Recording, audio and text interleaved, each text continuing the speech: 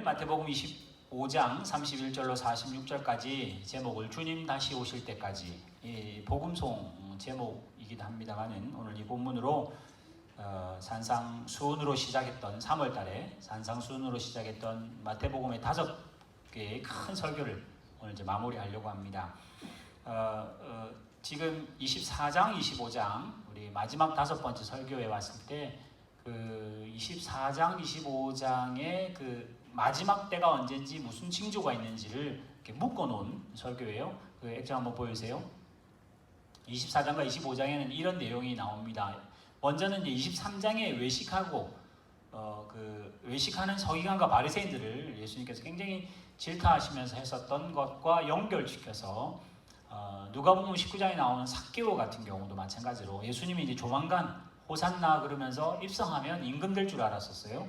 그래서 로마로부터 해방되고 나라가 이제 새 나라가 되고 개벽이 일어나고 예수님이 임금이시고 이스라엘의 선민 그 사람들은 이 나라를 다스리는, 전 세계를 다스리는 그런 태평성대가 될 줄 알았는데 예수님께서 오해라고 그러셨죠. 그래서 예수님을 억지로, 하나님을 억지로 모시려고 하는 그런 건물로 성전은 예수님께서 다 허무시겠다. 그리고 내 몸, 예수님의 몸인 또 우리 교회인 성도들의 거룩한 성전인 몸을 세우겠다. 그 말씀하시고 세상의 종말에 어떤 일이 있을 것이며 무화과 나무가 어쩌면 절기를 잘 알고 또 주인이 맡기고 할 때 충성되고 지혜로운 종들, 또 25장에 넘어가면 열처녀 비유가 나왔었고요. 그래서 열처녀 비유 같은 경우 슬기로운 사람과 슬기롭지 못한 사람을 비유하며 등은 똑같이 10명이 들었는데 누구나 봐도 등은 똑같이 보이는데 기름은 안 보이니까 속에 있는 게 뭔지 다르다. 그래서 슬기롭지 못한 사람을 외식이라고 했어요. 그래서 우리도 보기에는 다 성도다. 근데 결정적으로 성도는 성도나 하나님이 주인이라고 인정하며 나의 모든 일들을 하려고 애쓰는 겁니다. 물론 하나님이 주인이라고 내 모든 인생이 다 그렇게 되지는 않습니다. 이 말을 제가 늘 몸치라고 그랬죠. 내 마음과 생각은 하나님의 주인됨을 인정하고 싶은데 내 입술이 안 되고 내 손발이 잘 안 되는 그 안타까움에는 있습니다만은 그럼에도 불구하고 우리의 신앙 고백은 하나님이 주인입니다. 내 인생이라고 말은 하나 내 인생의 주인은 하나님이시고 내 자녀라고 말은 하지만 하나님이 결국은 주인이시고 우리 교회라고 말하나 결국은 하나님이 주인이셔서 결국은 하나님 부르시면 다 손놓아야 되는 목숨, 교회, 가정, 인생. 그러나 지혜롭지 못한 그 5처녀는 등은 가졌으나 기름이 없었어요. 마찬가지. 성도로 보이긴 하나 자기가 주인이고 하나님은 방법이고 자기가 인생의 자기 주인이고 하나님은 조금만 도움만 주시면 되는 이런 식으로 가면 외식이라. 그게 열처녀 비유였고요. 달란트 비유도 마찬가지입니다. 달란트 비유가 착하고 충성된 겁니다. 착한 사람은 자기가 종인 줄 알아요. 청직인 줄 알아요. 맡은 줄 알았어요. 그래서 그 맡은 일에 충성하고 순종하는 거고 그러지 않은 종은 악한 종이고 게으른 종은 자기가 주인인지 종인지 구분이 안 돼요. 그래서 자기 하고 싶은 대로 하는. 그래서 야단 맞는 그걸 지난주에 말씀을 드렸죠. 그래서 결론적으로 제가 지난주 예화 드리지 않습니까? 하나님께서 우리를 선수로 불렀는데 마라톤 선수로 부르셨는데 우리 눈에 볼 때는 100m 선수, 200m 선수가 굉장히 멋있어 보이니까 나도 모르게 마음이 끌리고 생각이 끌려서 나도 인생을 100m처럼 달려야 되겠다 생각했는데 그러면 잘못하는 거라고. 하나님이 우리를 마라톤으로 부르셨으면 마라톤에 필요한 근육을 만들고 마라톤에 필요한 복장을 하고 마라톤에 필요한 것들로 잘 뛸 수 있도록 모든 것을 맞춰야 되는데 보니까 세상 사람은 100m 달리는데 집중을 다 해요. 그게 멋있어 보이니까. 그게 그냥 육상의 꽃이라고 하니까. 근데 하나님은 그렇지 않고 히브리서 11장 12장에 나오는 허다한 증인들이 보는 앞에 하나님 빵빠레를 부르실 때 입장해야 될 마라톤 선수로 우리를 불렀는데 막상 마라톤에는 안 나타나고 100m 가서 기웃거리는 거는 그건 잘못한 일이다. 그건 악한 종이다. 달란트가 뭔지, 문화가 뭔지를 모르는 그런 종이기에 슬피 울며 이를 간다. 그게 그 비유였었어요. 오늘 양과 염소 비유로 어쨌든 올 한 해 마태복음 의도하지 않았으나 하여튼 코로나로 영상으로 예배를, 유튜브로 예배를 드리게 되고 이러면서 마태복음에 나온 큰 5개의 설교를 이제 마무리 하려고 합니다. 오늘 여기 주보에 보시면 이 24장, 25장은 감람산에서 하셔가지고 감람산 강화라 이렇게 영어로 제가 써놨죠. 그래서 이 디스코스라고 하는 이 담론, 대화, 이렇게 예수님이 말세에 어떤 일이 있을 거라는 그런 설명들을 2장에 걸쳐서 하시고요. 이제 오늘 이제 마지막으로 양과 염소. 그래서 본문 보여주세요. 일단 여러분들이 늘 생각할 때, 성경을 볼 때 가장 먼저 생각하는 1차 말하는 분과 1차 듣는 사람의 상황을 먼저 적용하시고 그 다음에 내가 묵상을 해야 돼요. 그러니까 1차 전하는 그 묵상거리는 다 빼놓고 내가 그 본문 맞으니까 내가 은혜 받으려고 하고 내 마음대로 이해하면 그게 이해가 아니라 그걸 오해라고 말합니다. 그래서 오늘 이 본문은 오른편은 무조건 착한 편이고 왼편은 무조건 나쁜 편이에요. 절대 그렇지 않습니다. 이거는 지금 구분하려고 하는 거지 어느 쪽이 착하고 악하다 개념 아니고요. 양은 착한 짐승이고 염소는 나쁜 짐승이다 그것도 아닙니다. 그냥 거기에 양과 염소라고 하는 것으로 방목을 하고 살기 때문에 유목민이니까 그렇게 한 거예요. 만약에 유목민이 아니고 그 뭐라 그러죠? 그 목축을 하는 뭐 그렇게 되면 또 소와 뭐 돼지를 가르든지 뭐 이런 식으로 돼지 꼭 양은 정말 이게 정결한 걸로 주로 나오니까 뭐 이렇게까지 하실 필요 없습니다. 그러니까 여기에 예수님께서 하시고 싶은 거는 구분이에요. 구분. 근데 구분은 구분인데 32절에 나온 것처럼 목자가 구분 안 하면 구분 안 됩니다. 우리는 양과 염소가 거의 비슷 안 하고 전혀 다르기 때문에 그렇습니다만 팔레스타인은 막상 그렇지 않답니다. 양도 그냥 양이 아니라 거의 사냥급이기 때문에 염소인지 양인지 구분이 안 가는데 목자는 구분을 하는 거예요. 그 의미는 뭐냐? 예수님이 31절 보세요. 인자가 예수님께서 지금 오셨을 때는 구세주로 오시고 십자가 지로 오셨고 죽으시고 부활하는 것까지는 신약에 나오지만은 재림으로 오는 것은 계시록 이후에 있는 것처럼 아직까지 안 왔잖아요. 그래서 예수님이 인자가 자기 영광을 가지고 천사들을 대동하고 올 거다. 그때 그 분을 34절에는 임금이라고 표현하죠. 심판하실 분이 바로 본인이세요. 그러면서 오른편에는 양을 두고 왼편에는 염소를 뒀다. 그래서 구분할 때가 온다.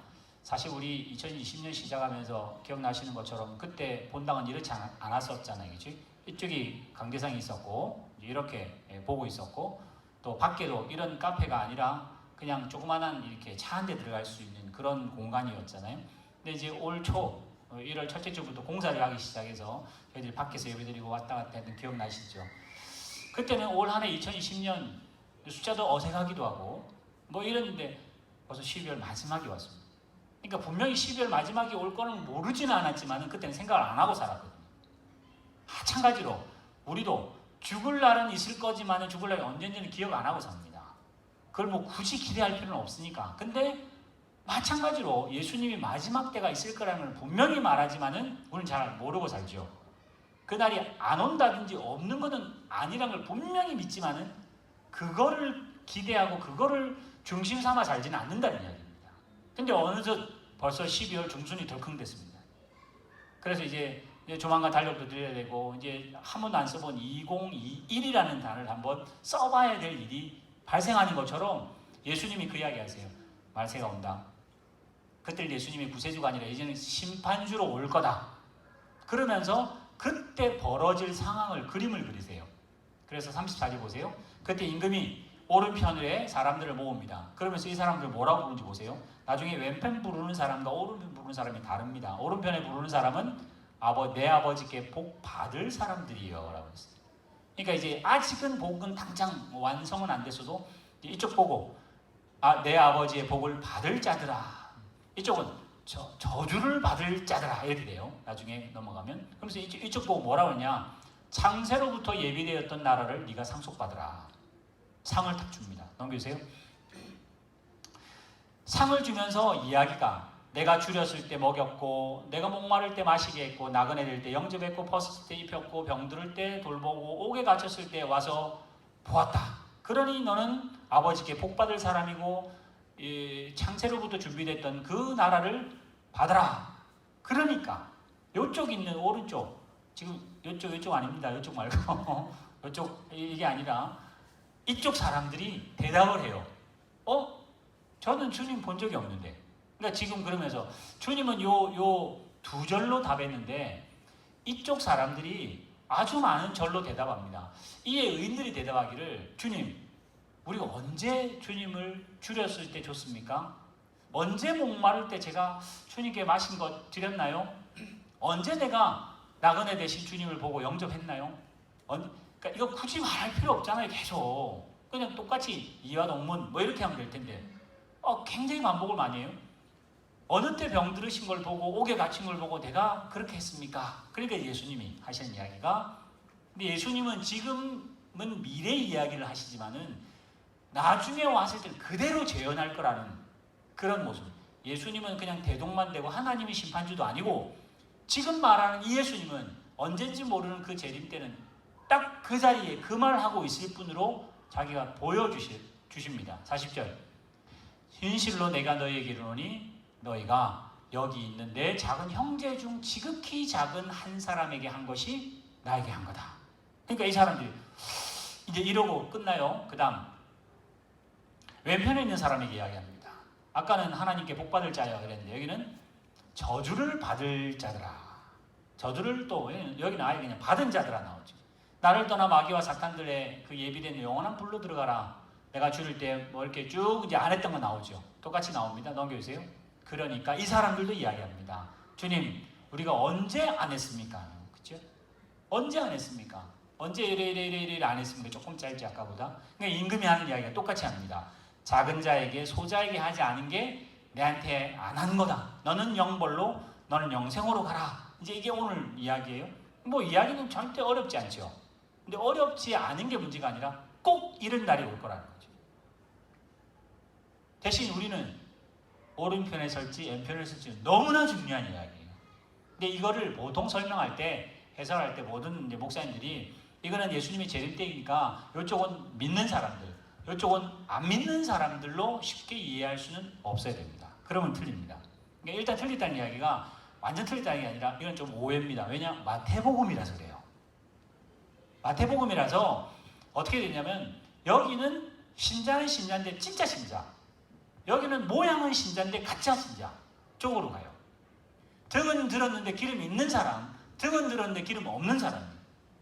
하나님은 아는데 여기는 외식 안 하고 하나님께 정말 마음과 정성을 다해서 하나님을 주님으로 섬기고, 여기는 외식하는 사람들로 마태복음 지금까지 해왔는데 갑자기 이 틀을 바꿔가 여기는 예수 믿는 사람들, 여기는 예수 안 믿는, 이런 식으로 되면 해석이 달라져요.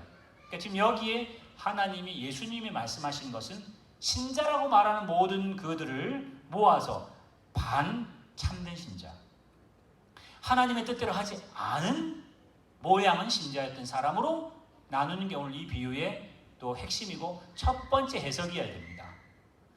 그런 식으로 광범위하게 해석하게 되면 결국 어떻게 되냐? 그럼 결국은 착한 일을 하자는 걸로 가고, 여기는 착한 일을 안 했다는 것밖에 안 돼요.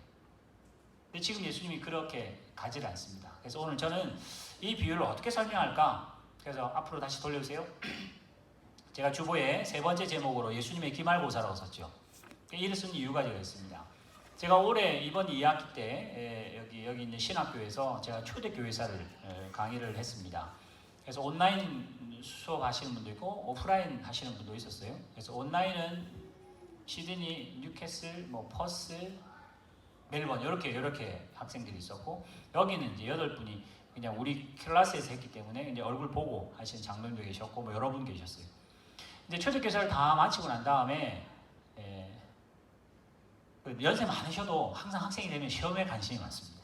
그래서 목사님 시험 뭐 내실 거냐고 늘 이렇게 목을 매요. 그래서 문제 가르쳐 달라고. 그래서 제가 7문제 중에 앞에 1, 2, 3, 4는 무조건 해야 되고 다 풀어야 되고, 뒤에 5번, 6번은 3문제 중에 2개를 틱해서 이렇게 쓸 수 있도록 제가 그렇게 냅니다. 그리고 7개를 다 가르쳐 주세요.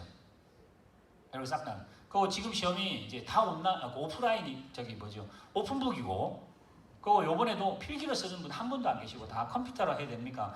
예, 가져와서 컴퓨터로 하세요. 그러니까 제가 문제를 다 가르쳤기 때문에 집에서 벌써 다 준비해와요.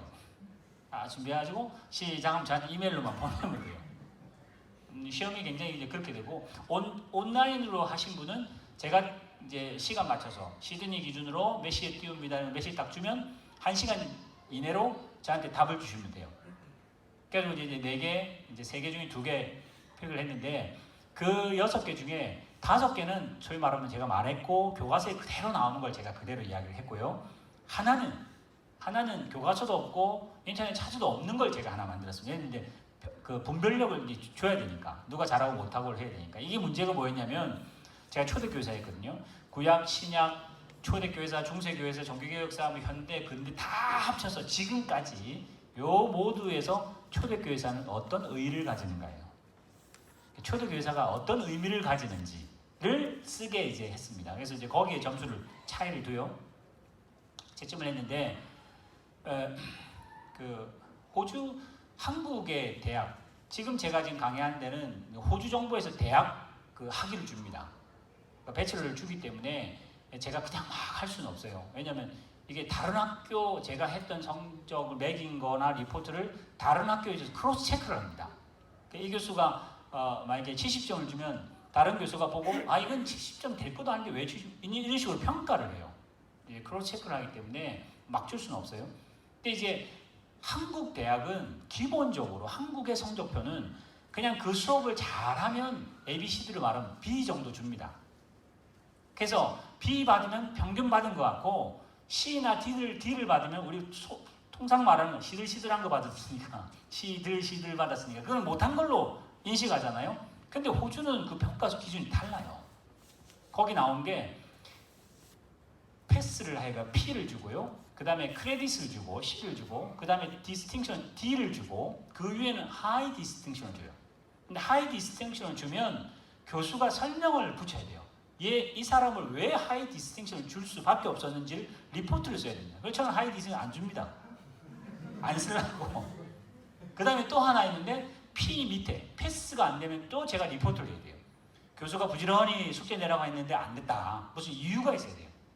그냥 강의한다고 뭐 P 아닌 거 N 있거든요. 과락 이렇게 줄 수는 없어요. 그러니까 그 밑에와 그 위는 보고가 돼야 돼요. 근데 호주가 다른 게 뭐냐면, 그 수업을 잘 마치면 P입니다. 우리는 그 수업을 잘 마치면 한국 B를 주기 시작해서 조금 더 위냐, 오히려 떨어지냐의 문제지. 근데 호주는 그 수업을 잘 받으면 P를 줍니다.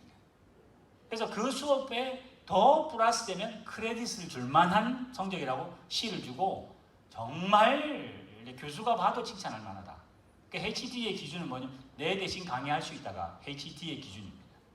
그러니까 그런 식으로 점수를 주게 돼 있어요. 그래서 제가 이제 그 문제를 주고, 그분들 일주일 내내 준비를 해서, 그 이제 4번 문제는 이제 인터넷 찾아도 안 나오니까 고민을 해야 돼요. 네, 그래서 이제 시험 잘 봤습니다. 제가 왜 이 말씀을 드리냐면, 지금 예수님께서 죽으시고 구세주로 오시고 십자가 지실 그분이 말씀하세요. 기말고사 때 내가 문제를 내고 갈 테니까 이 문제 준비해라 하면서 주신 기출 문제가 뭐냐? 양과 염소 나눌 거라는 거예요. 나중에 와서. 딴 거 가지고 내가 너 심판하지 않고, 딴 거 가지고 너 채점하지 않고, 저는 1, 2, 3, 5, 6번은요, 제가 교과서나 제 그 강의안이나 그걸 그대로 다 파일을 다 줬기 때문에 그거는 드래그 해가지고 그냥 옮기면 돼요. 그럼 별 점수 차이는 안 납니다.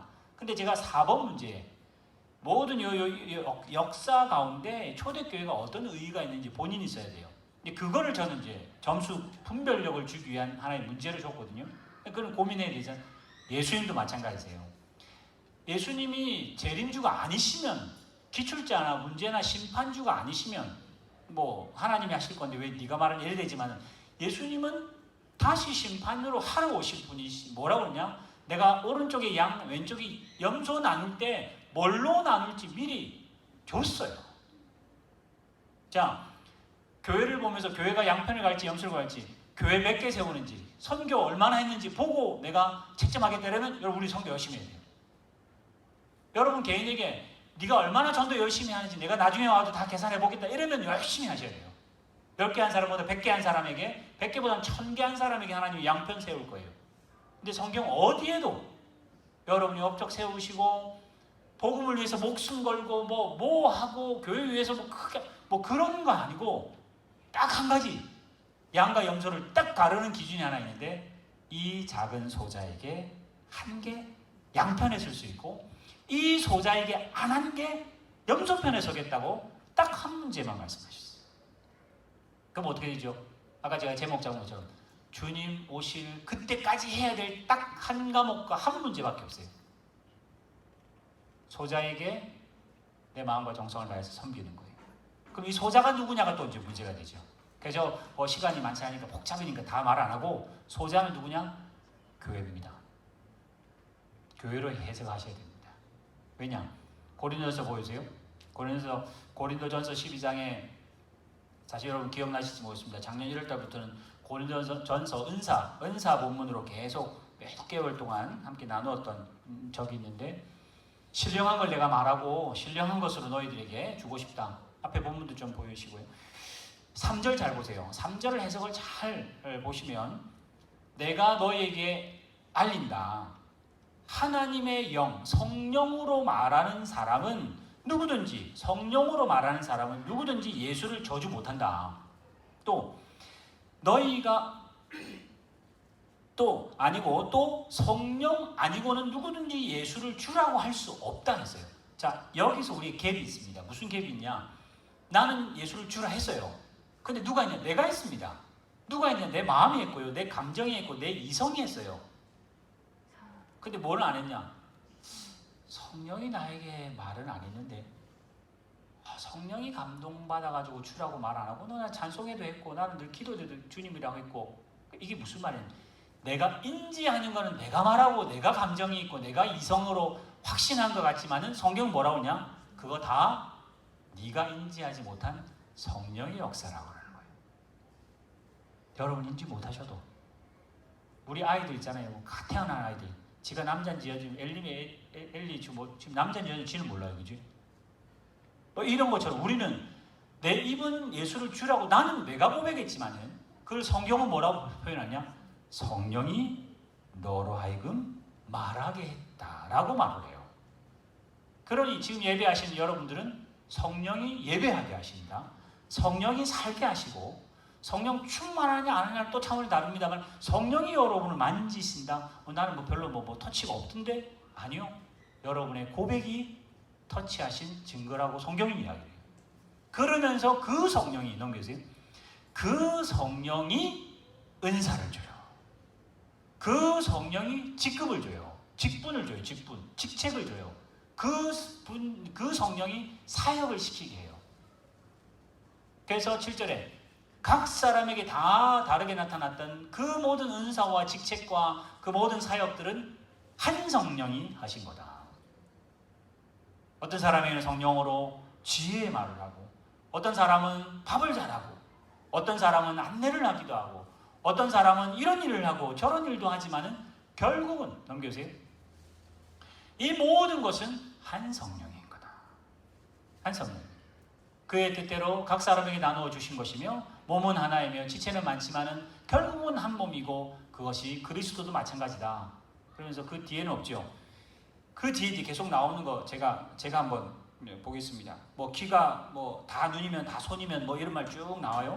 그러면서 끝에 뭐라고 그러냐? 몸에 분쟁이 없고, 그래서 너희는 그리스도의 몸이다. 각 지체가 각 부분이다. 하나님이 첫째는 누구고, 둘째는 누구고, 셋째는 누구고 했지만은 너희는 더 큰 은사를 사모하라. 그러면서 사랑장이 나와요. 제가 이 말씀 왜 드리냐?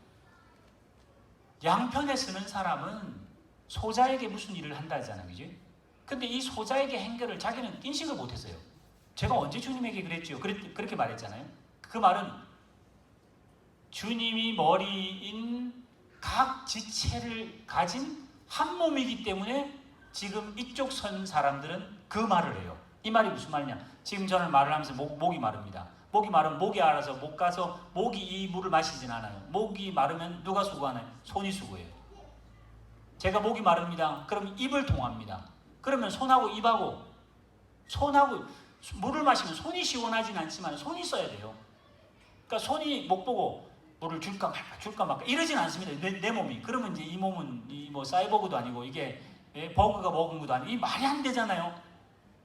말이 안 되는 게 이쪽이 그렇게 되는 거고, 이쪽은 손이 목을 시원하게 하는 건 너무나 당연한 일이기 때문에 목에게 내 물 한 번 줬다 기억해, 이렇게 말 안 하는 거하고 똑같은 한 몸이라는 거예요. 말세 때까지 우리가 해야 될 일이 이 일입니다. 우리 교회가, 근데 교회는 조금 사이즈 큽니다. 그럼 이제 가정이, 여러분의 가정이 주님이 머리시고 아빠와 아내와 남편과 아내와 또 아이들과 부모와 한 몸이라고 합니다. 성경에서 유일하게 부부는 만분의 일, 천분의 일도 한 몸이 아니고 뭐 몇십 년 살아도 마음에 틀린 일이 너무나 많은데도 성경은 한 몸이라 하잖아요. 그죠? 한 몸이라서 한 몸은 한 몸 되기를 가장 가까운 것으로 예를 들 수 있어 그래요. 하나님께서 우리 교회도 마찬가지입니다. 내가 사랑할 만한 사람만 사랑하고 내가 도와서 도움 받을 만한, 내가 도운 게 확인이 될 만한 사람만 사랑하는 것은 이쪽 사람 스타일이에요. 왜요? 내가 도우고 싶고 도우면 계산이 되겠다는 것으로 벌써 계산했기 때문에 예전에 있었던 그 만났던 소자는 계산이 안 되던 사람인데 기억이 안 나는 거예요. 그래서 내가 언제 주님 안 섬겼냐 이렇게 나오는 거고, 이쪽은 한 몸이기 때문에 굳이 계산해서 그를 도울 필요가 없어요.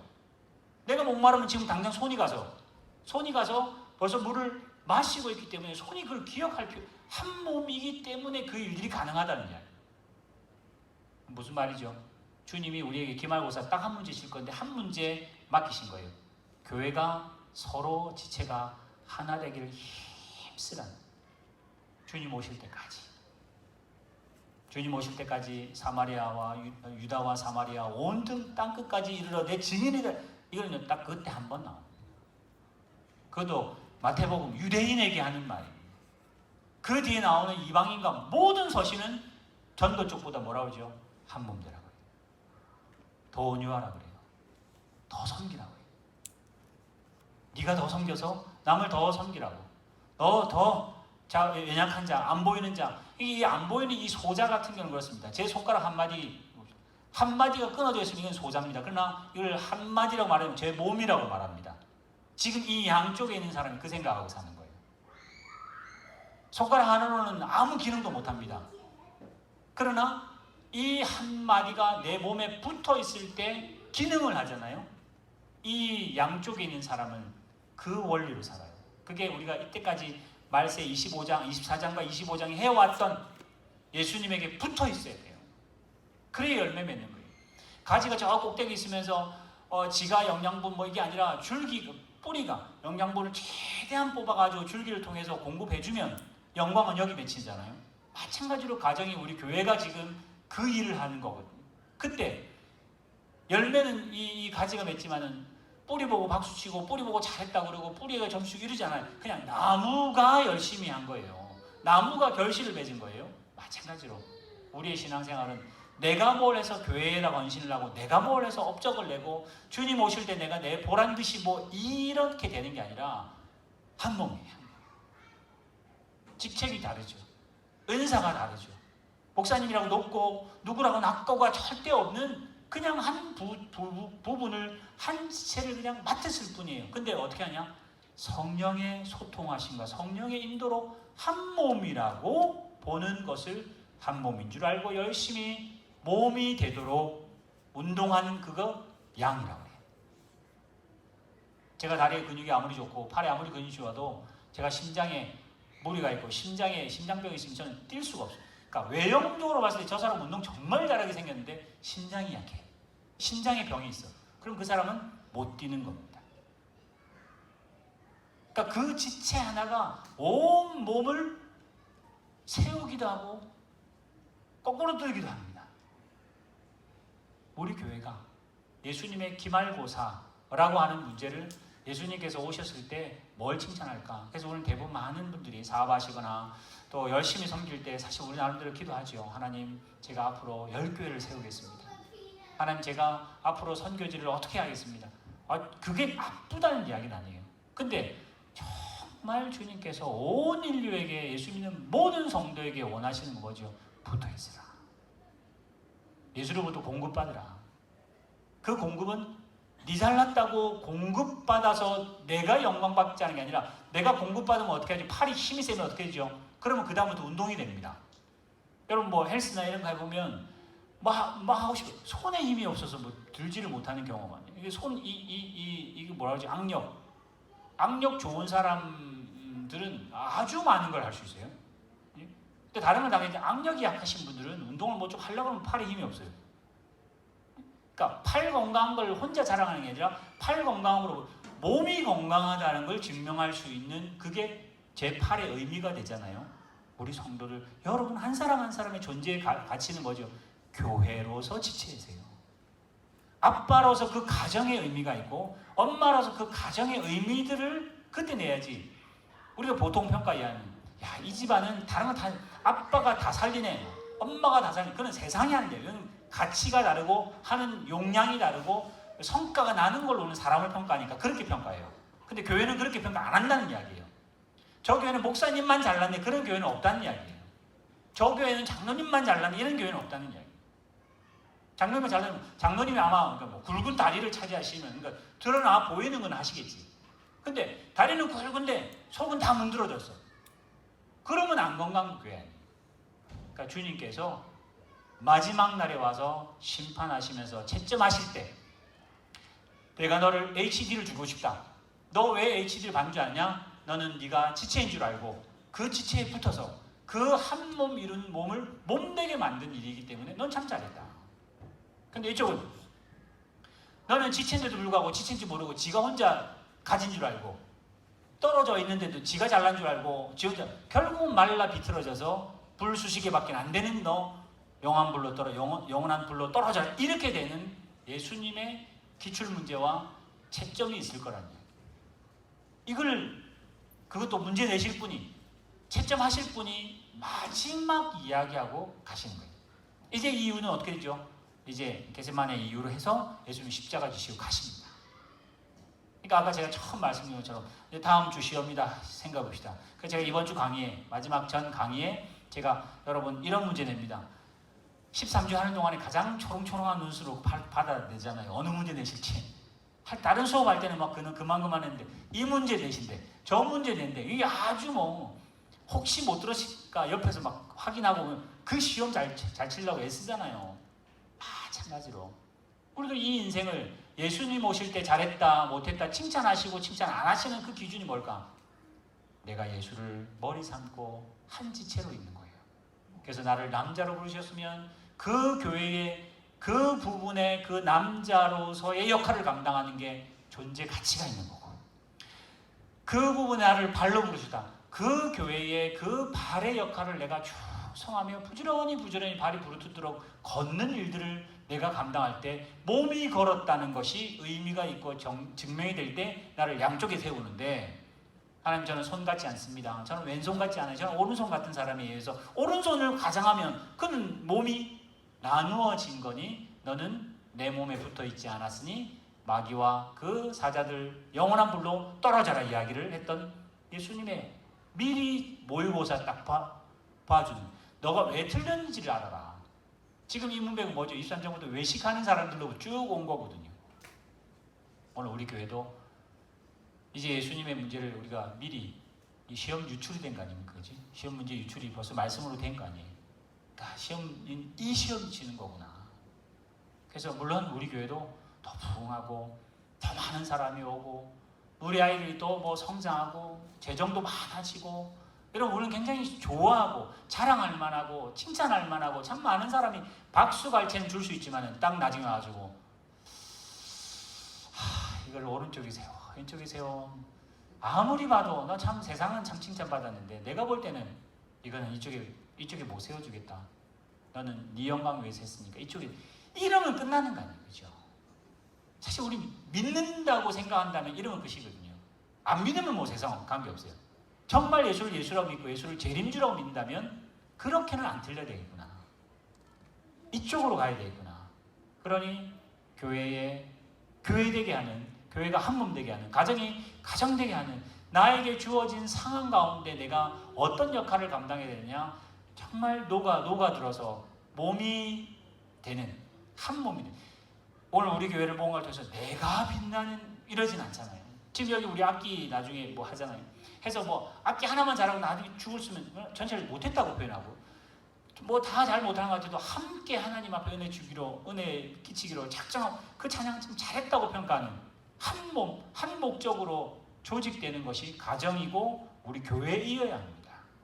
근데 막상 세상은 뭐하죠? 합리적이고 실용적이고 능력 있고 하나 가지고 10개 하는 교회들 아주 우리는 좋아합니다. 작은 거 가지고 크게 만드는 성도를 우리는 선호합니다. 근데 예수님은 선호하고 안 하고 그건 아무 상관없다는 거예요. 그거는 시험 문제도 안 들어간다는 이야기예요. 오늘 예수님의 그 기말고사를 여러분이 잘 아셔서 제가 본래는 에베소서 본문도 있습니다. 에베소 본문 뭐 굳이 안 보셔도 될 것 같아요. 정말 우리는 하나님 어떻게 한다고요? 나를 한 사람으로 물론 인격체지요. 그러나 나를 한 지체로 보셔서 어디를? 우리 교회를 그리스도의 장성한 분량까지 만들어서 온전한 머리이신 예수님, 우리 모든 성도들을 온전한 몸이 되게 만드시는 것이 예수님의 디자인이고, 그래서 우리는 점도 흠도 없는 완벽한 몸으로 만들어가기 위해서 열심히 손가락은 손가락 역할을 감당하라고 주셨고, 발은 발로 열심히 일을 하고요. 또 뭐 코는 코대로 뭐 귀는 귀대로 그 역할을 잘 감당하면서 하모니가 이루어지는 그 일들을 예수님께서 박수치고 너희들은 양쪽이다 이렇게 한다는 거예요. 그럼 우리 예전에 봤던 그 마태복음 18장 19절에 그 이야기 나와요. 누군가 교회에서 범죄한 일이 있거든. 교회가 이렇게 하고 징계하라. 그러면서 그 본문 뒤에 뭐냐면 내 이름으로 모인 두 사람이 합심하여 기도하면 무엇인지 구해라 이른다 그랬어요. 그 본문이 사실은 그 교회 징계에 붙어 있다고 그랬어요. 그래서 제가 그때 그랬습니다.